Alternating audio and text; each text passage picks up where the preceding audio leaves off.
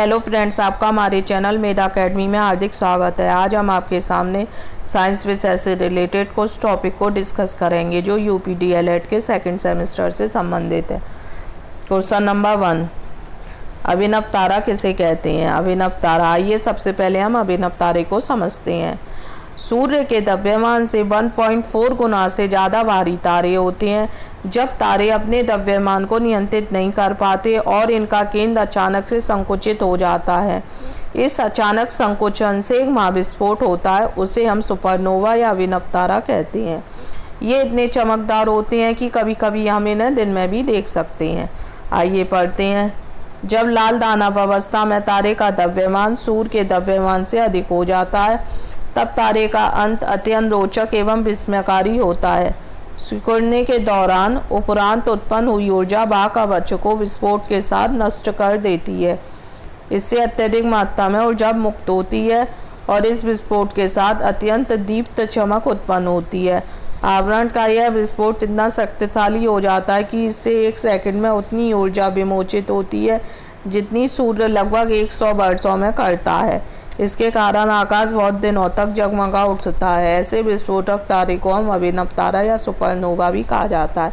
अर्थात सरल शब्दों में हम कह सकते हैं, जब तारे अपने द्रव्यमान को नियंत्रित नहीं कर पाते हैं और इनका केंद्र अचानक से संकुचित हो जाता है, इस संकुचन से एक महाविस्फोट होता है, उसे ही हम सुपरनोवा या अभिनव तारा कहते हैं।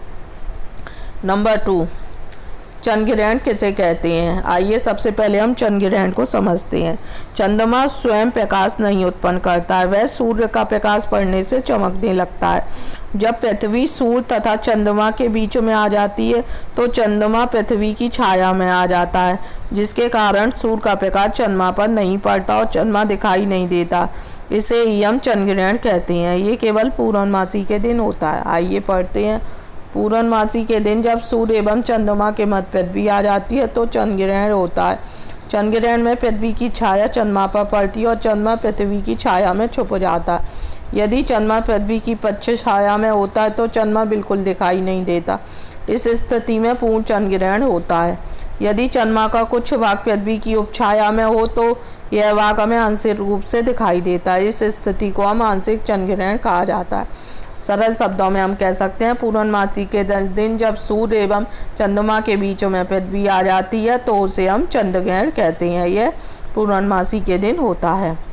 क्वेश्चन नंबर 3, सूर्य ग्रहण किसे कहते हैं? आइए सबसे पहले हम सूर्य ग्रहण को समझते हैं। चंद्रमा पृथ्वी के चारों ओर घूमता है और पृथ्वी सूर्य के चारों ओर अपनी धुरी पर घूमती है। जब कभी घूमते घूमते चंद्रमा सूर्य तथा पृथ्वी के बीच में आ जाता है, तब चंद्रमा की छाया पृथ्वी पर पड़ने लगती है। अर्थात पृथ्वी के इस भाग में खड़े मनुष्य को सूर्य दिखाई नहीं देता। इसे ही हम सूर्य ग्रहण कहते हैं।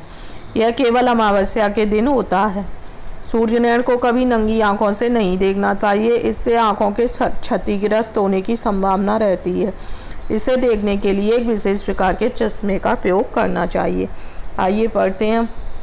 अमावस्या के दिन सूर्य और पृथ्वी के मध्य में चंद्रमा आ जाता है और चंद्रमा की छाया पृथ्वी पर पड़ने लगती है।